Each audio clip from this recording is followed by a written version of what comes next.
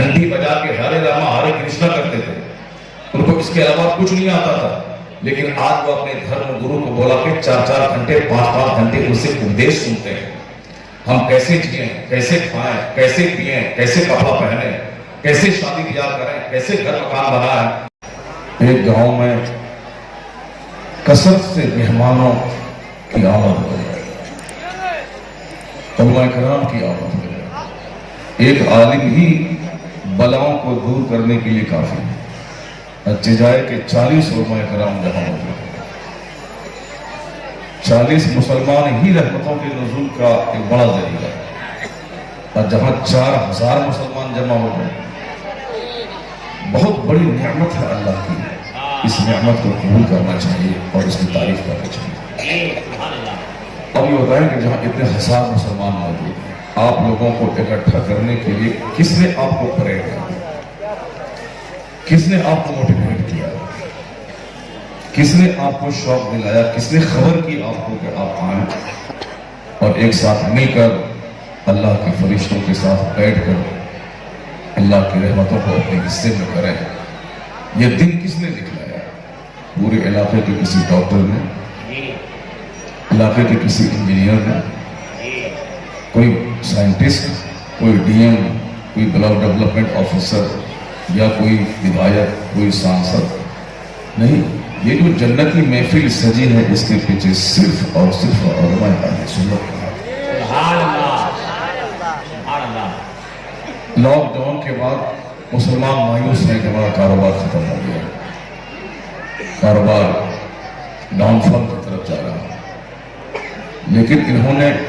لوگوں کے پاس جا کر ان کے مال کو لے کر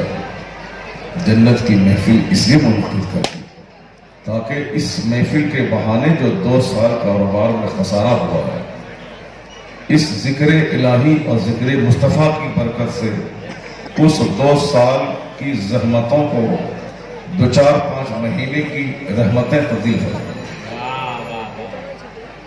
چونکہ بھی 2 سال تک لگاتار جیسے جلوس بند رہے، چھوٹی چھوٹی محفلیں ہوتی ہیں، اللہ کا کروڑوں احسان ہے کہ دارالعلوم کے علماء، یہاں کے منتظمین، یہاں کے اراکین نے اتنا بڑا شاندار اجتماع دیا، ہم لوگ بیٹھ کر کے دین سیکھیں،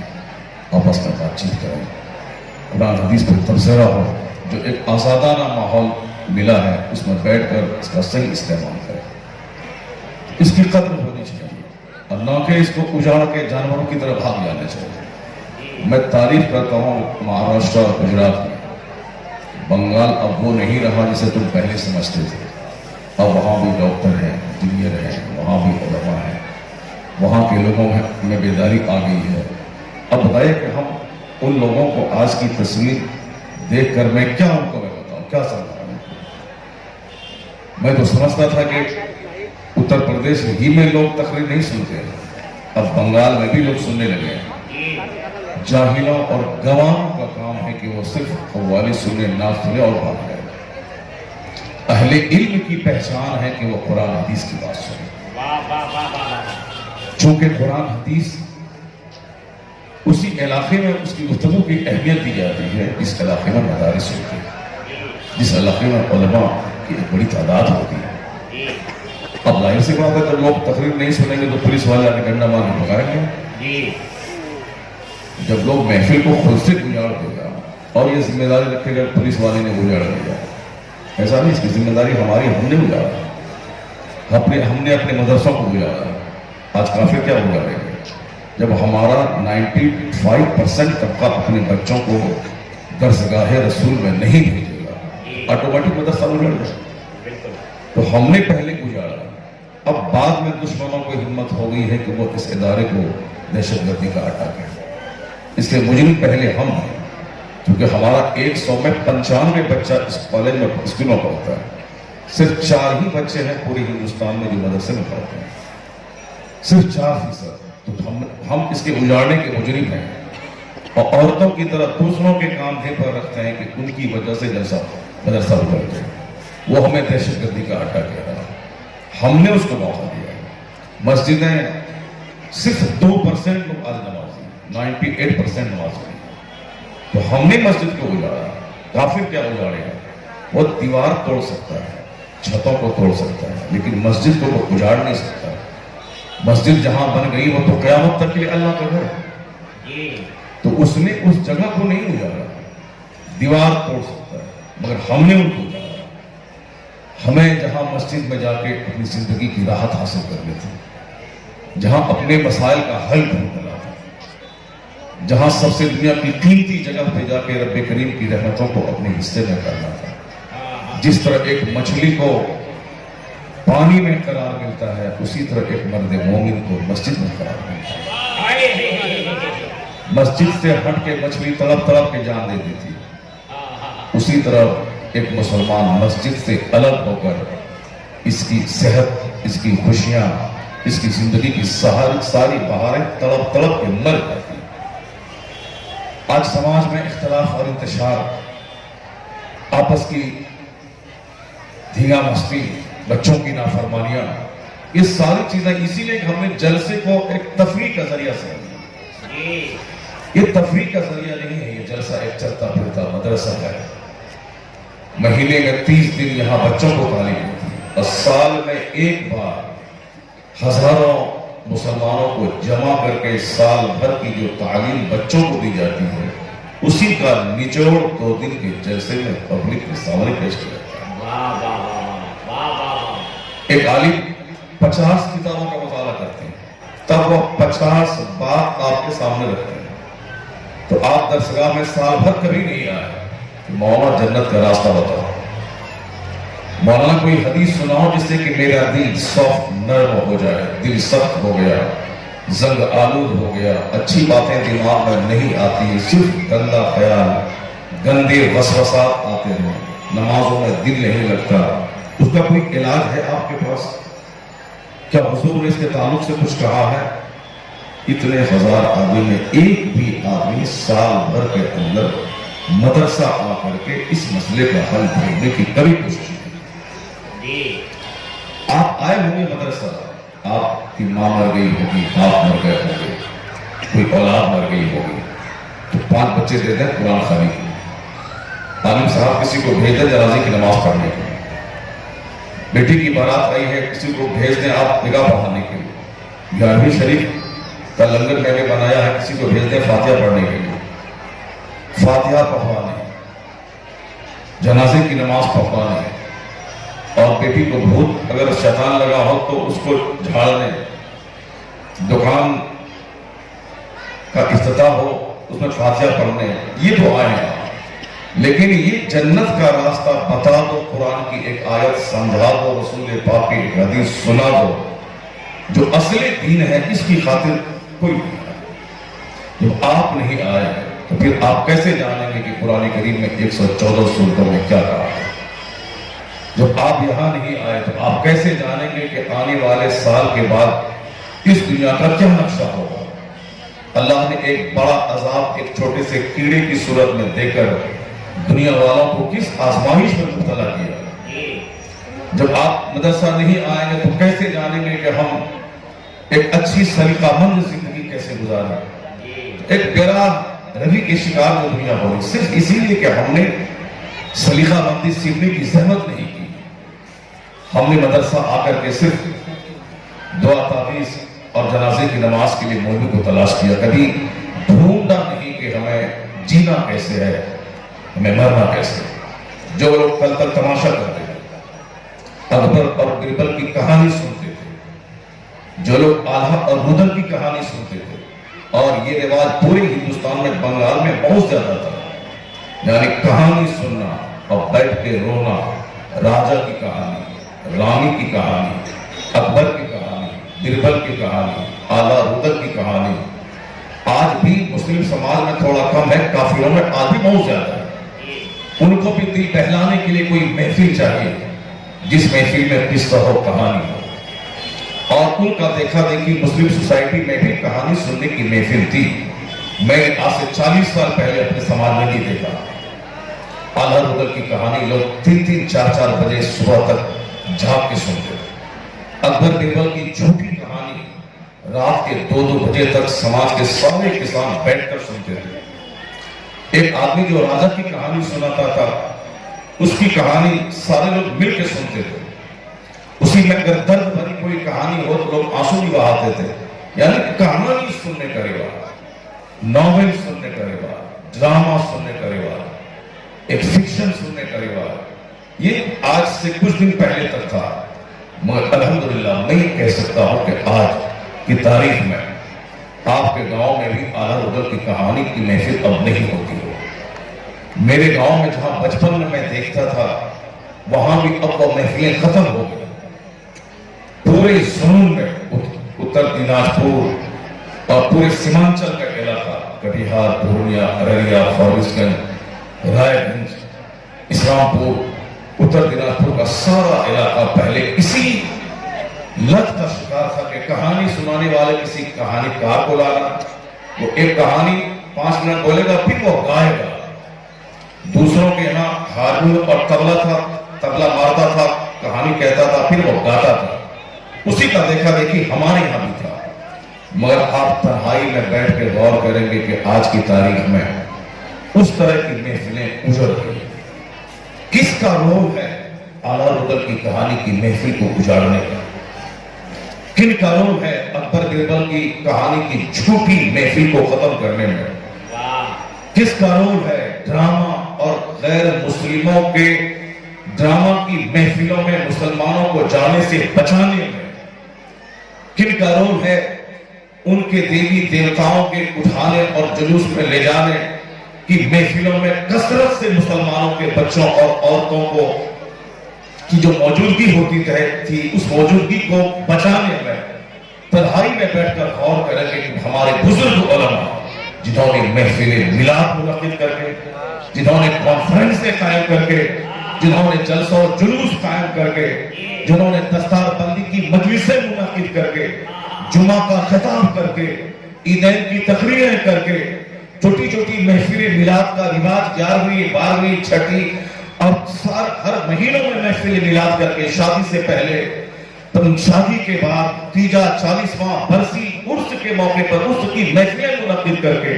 یہ ظالم بولتے ہیں کہ عرس کی محفل قائم کر کے آپ نے بدعت کو فروغ دیا ہے. ہمارے بزرگوں نے بہت بڑا کارنامہ انجام دیا کہ اولیاء و صالحین کا عرس لگا کر خرافات کی محفلوں کو بچانے کا بہت بڑا کام کیا. آج اگر سیرت کے جلسے ہو رہے ہیں، محفل میلاد منعقد ہو رہی ہے، ان تمام ناپاک محفلوں کا خاتمہ ہو گیا ہے، تو اس کے پیچھے نہ کسی ڈی ایم کا ہاتھ ہے، نہ کسی سی ایم کا ہاتھ ہے، نہ اس خرافات کو ختم کرنے کے پیچھے نہ کسی بلڈ ڈیولپمنٹ آفیسر کا ہاتھ ہے. اگر تنہا 99% محنتیں کسی طبقہ، کسی گروہ کی محنتیں ہیں تو اسی طبقے کو طبقہ علماء کہتے ہیں، جنہوں نے محنتیں کر کے خرافات کا خاتمہ کر کے سیرت کے جلسے قوم مسلم کو عطا فرمایا. نعرہ تکبیر، نعرہ رسالت، علماء اہل سنت، مسلک اعلیٰ حضرت، جشن دستار بندی. جو لوگ عالموں کی محنت کو سراہتے نہیں ہیں، اس کی محنت کو قبول نہیں کرتے ہیں، وہ تنہائی میں بیٹھ کر میرے اس پوائنٹ پہ غور کریں گے کہ آج دستار بندی کے جلسے ہیں جہاں ہزاروں عورتیں، ہزاروں مرد آپ کے حضور کی حدیث سنتے ہیں. یہ دستار بندی کی مجلسیں ہیں جہاں جو سال بھر میں حل جوڑنے سے جن کو فرصت نہیں، وہ 1 گھنٹہ یہاں بیٹھ کر اپنے نبی کی سیرت سنتے ہیں.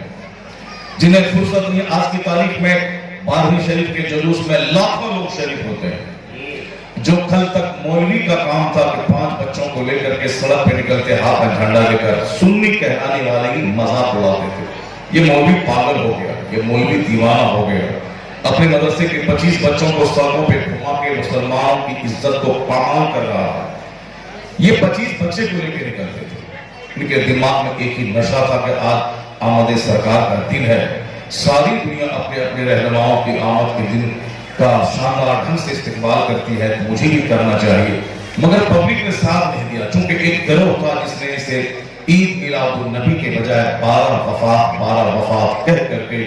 انہوں نے لوگوں کو اس قدر مغموم کر دیا تھا کہ آج عید میلاد النبی کی خوشی منانے کا دن نہیں ہے، آج تو حضور کی وفات کا غم منانے کا دن ہے. وہ طبقہ پوری شد و مت کے ساتھ، محنت کے ساتھ لوگوں کے پاس جا کر کے نہیں، آج خوشی نہیں، آج تو غم منانے کا دن ہے. جبکہ اسے معلوم ہے کہ سوگ اور غم اپنے بچوں اور اپنے گھر کی میت کا صرف 3 دن سے زائد نہیں منانا چاہیے، لیکن وہ آج 1400 سال کے بعد بھی سوگ اور غم منانے کی بات کر رہا تھا کہ حضور کا وصال ہوا، غم منانا چاہیے۔ ان کا وصال دنیا کا سب سے بڑا غم ہے، اسی لیے اس غم کو تازہ کرنا چاہیے۔ لوگوں نے 12 وفات کہنا شروع کر دیا، اور آج وہی مولوی جسے ہمارے لوگ مجنون کہتے تھے، 40 سال پہلے ہم بھی اپنے مدرسوں میں اپنے اساتذہ کے ساتھ 30 40 50 بچوں کے ساتھ گلی میں نکلتے تھے۔ آج سے 35 سال پہلے ہم بھی اپنے مدرسے میں اپنے ساتھیوں کے ساتھ 30 40 بچوں کے ساتھ نہر کے اس پار سے لے کر کے کٹیہار شہر میں آ کر کے جلوس نکالتے تھے۔ لوگ پاگل کہتے تھے، مجنون کہتے تھے، مگر آج ایسا نقشہ پڑتا ہے کہ الحمدللہ جو ہمیں پاگل کہتا تھا آج وہ اپنی 25 لاکھ کی نئی گاڑی نکال کر جلوس کی اگلی صف میں شریک ہو کر میڈیا والوں کو بلا کر کے تصویر کھنچواتا ہے۔ یہ عید میلاد النبی کے جلوس کا میں قائد ہوں، میں یہاں کا پردھان ہوں، میں یہاں کا مکھیا ہوں، میں یہاں کا ودھائک اور سانسد ہوں۔ یعنی کل جو جلوس میں نکلنا اپنی شان کے خلاف سمجھتے تھے، آج اس جلوس میں جانا اپنے لیے باعث فخر سمجھتے ہیں اور اخبار میں بیان دلواتے ہیں۔ آج 25 مولوی نہیں 25 لاکھ پبلک جلوس میں شریک ہوتی ہے۔ بمبئی میں 500 جگہوں سے لاکھوں کی تعداد میں لوگ نکلتے ہیں۔ دہلی جسے ہم تبلیغی جماعت کا شہر کہتے تھے، پہلے وہ اولیاء صالحین اور خواجگان دین و ملت کا شہر تھا، لیکن بیچ میں کچھ دنوں تک لوگوں نے اسے اپنے چنگل میں لے کر وہابیت اور دیوبندیت کی تبلیغ کا اسے مرکز بنایا، لیکن آج وہی دہلی ہے اولیاء صالحین کے فیضان سے جلسہ و جلوس کا سب سے بڑا مرکز آج وہ ہندوستان کی راجدھانی دہلی ہے۔ جلوس عید میلاد النبی کے موقع پر دہلی کے 100 سے زائد علاقوں میں جہاں مسلم بہول چھیتر ہے، لاکھوں کی تعداد میں لوگ جلوس نکالتے ہیں اور بڑی شاہراہوں سے گزر کر پوری راجدھانی کو اہل سنت و جماعت کے نشے کا شرابور کر دیتے ہیں۔ کلکتہ وہ سنیوں کا شہر جہاں پہلے 1000 مولوی نکلتے ہوں گے، آج وہاں 10-20 لاکھ مسلمان سڑکوں پہ آتے ہیں۔ تمل ناڈو جو تمل پردیش کی راجدھانی چنئی ہے، وہاں کبھی جلوس نہیں نکلتا تھا، لیکن آج کی تاریخ میں وہاں بھی الگ الگ علاقوں میں کثرت سے ایک بڑا جلوس نکلتا ہے۔ بنگلور سنیوں کا شہر، پہلے جلوس نہیں نکلتا تھا اور آج الحمدللہ لاکھوں کی تعداد میں مسلمان نکلتے ہیں۔ میں صرف یہ کہنا چاہتا ہوں کہ آپ جس محفل کو اجاڑ کے بھاگنا چاہتے ہیں، آپ جس جلسے کو اپنے ہاتھ سے پامال کر رہے ہیں، یہ اتنی بڑی نعمتیں ہیں، اس نے ہندوستان کا ایسا نقشہ پلٹا ہے۔ جو لوگ 70 گھنٹے کا صرف گھنٹی بجا کے ہرے راما ہرے کرشنا کرتے تھے، ان کو اس کے علاوہ کچھ نہیں آتا تھا، لیکن آج وہ اپنے دھرم گرو کو بولا کہ 4-4 گھنٹے 5-5 گھنٹے ان سے اپدیش سنتے ہیں۔ ہم کیسے جئیں، کیسے کھائیں، کیسے پیئیں، کیسے کپڑا پہنیں، کیسے شادی بیاہ کریں، کیسے گھر مکان بنائیں، آپ ہم سے زیادہ وہ لوگ سنتے ہیں۔ رام دیو جی ان کا ایک دھرم گرو اور یوگا گرو ہے۔ وہ جب آتے ہیں گاندھی میدان پٹنہ میں، بی ایم IAS آفیسر، آئی جی، پی آئی جی، منسٹر، وہ سب کے سامنے چادر بچھا کے جس طرح وہ بیٹھ رہے کہتے سارے لوگ بیٹھتے ہیں۔ یہ بدتمیزیاں صرف قوم مسلم میں اب آ گئی ہے، جس نے ساری دنیا کی بدتمیزی ختم کرنے کا بیڑا اٹھایا ہے، لوگوں کو انسان بنایا، اور آج یہ سب سے بڑے جانور ہو گئے ہیں جس کو اپنے دھرم گرو کے سمان کا کوئی خیال اس کے دماغ میں نہیں تھا، لیکن آج یوگا گرو اس کا کہتا ہے کہ سامنے چادر بچھا کے بیٹھ جاؤ، اس کا منتری، اس کا سی ایم، چیف منسٹر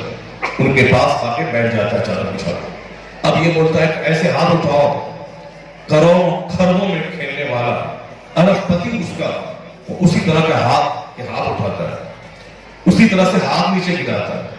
وہ دھرم گرو کہتا ہے کہ سانس روکو، سارے لوگ سانس روک کے بیٹھے، عورتیں، مرد، جاہل نہیں، ہل جوتنے والا نہیں، وہ سب IAS آفیسر ہیں، اسکول کے ٹیچر ہیں، وہ سب داروغہ ہیں، پولیس واسطے، سب کو صحت چاہیے،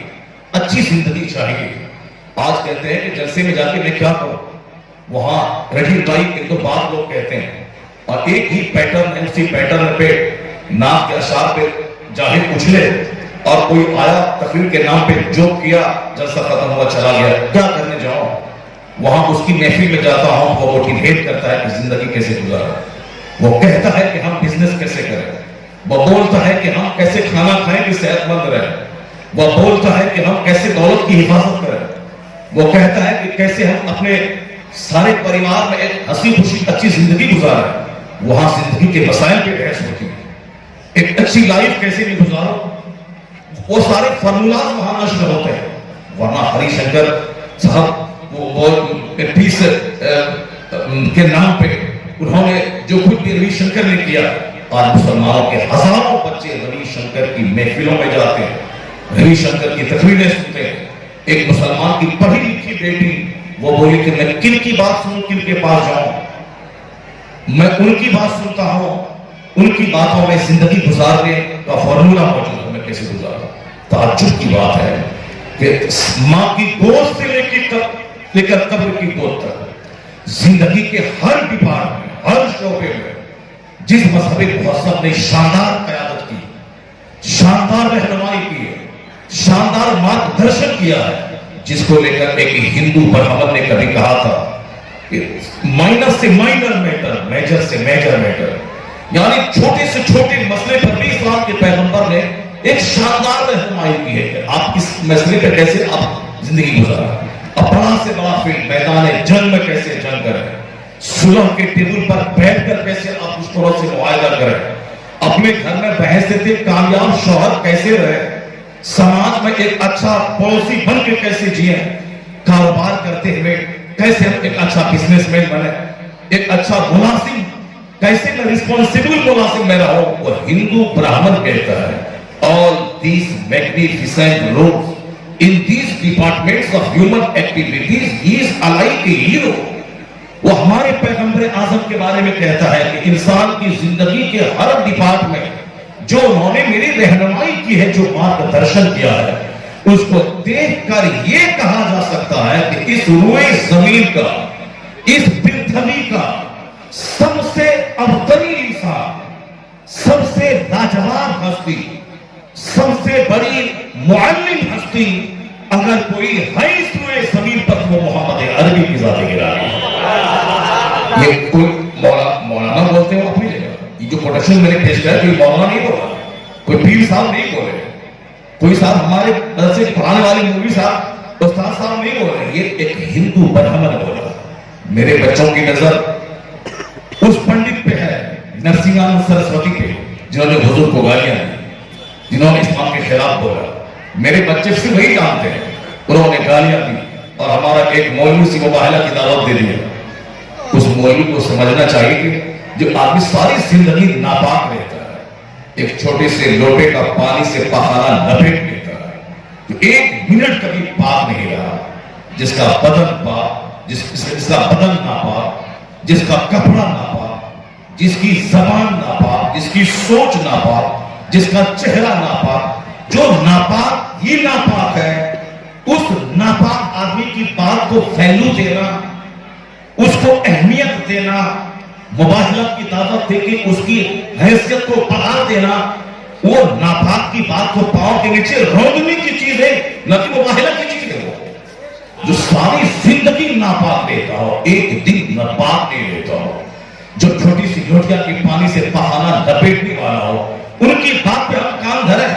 ایک بدتمیز نے چند سکے کمانے کے لیے نبی محترم کو گالی دی، لیکن یہاں ہزاروں دانشوروں کا ایک بڑا طبقہ ہے، جو دانشور جن کے پاؤں کی دھول کے برابر نصیحت وہ سرسوتی نہیں ہے، جس کے پاؤں کی دھول کے برابر یہ پنڈت نہیں جو 2-4-5 اسلام اور مسلمان اور پیغمبروں کے خلاف بولتے ہیں، وہ جو کہتے ہیں کہ 2025 تک میں مسلمانوں کو بھگا دوں گا، وہ خود اس کو معلوم ہے، ان کے سینے پہ ہاتھ مار کے بولے کہ ایسا ممکن ہے جو 1200 سال سے ہندوستان میں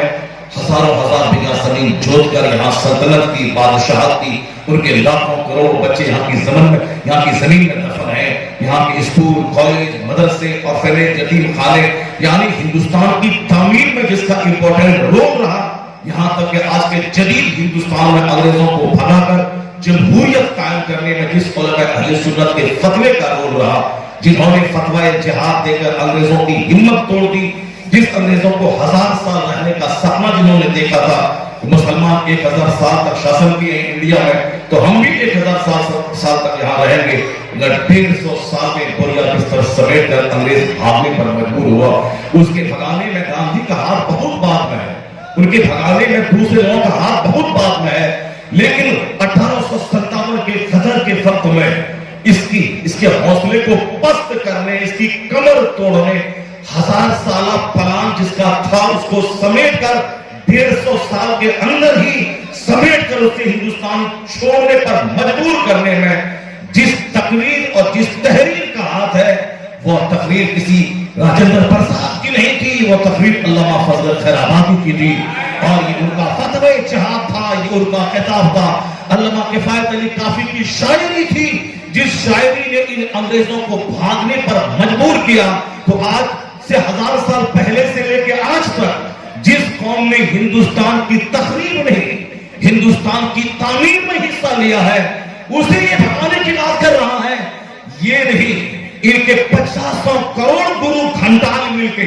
آنے والے 50 سال تک وہ کوشش کرتے رہیں، ان کے ایک بچے کو بھگا نہیں پائیں گے، اس لیے کہ ہندوستان کسی دوسروں نے نہیں، ان کا سینچا ہوا ہے، یہ بھاگنے نہیں آیا ہے، ان لوگوں سے کھینچ کر اس اجڑے میں بھارت کو دوبارہ اسے سجانے سنوارنے کے لیے، کمر باندھنے کے لیے۔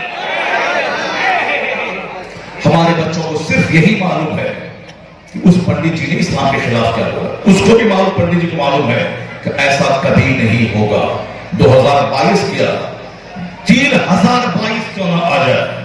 مگر کلمہ پڑھنے والوں کی تعداد یہاں گھٹے گی نہیں، چونکہ اللہ نے اپنے محبوب سے وعدہ کیا ہے وَلَلْآخِرَةُ خَيْرٌ لَكَ مِنَ الْأُولَىٰ۔ اے حبیب، آپ کا ہر آنے والا وقت پچھلے وقت سے بہتر ہے، ہر آنے والی گھڑی پچھلی گھڑی سے بہتر ہے۔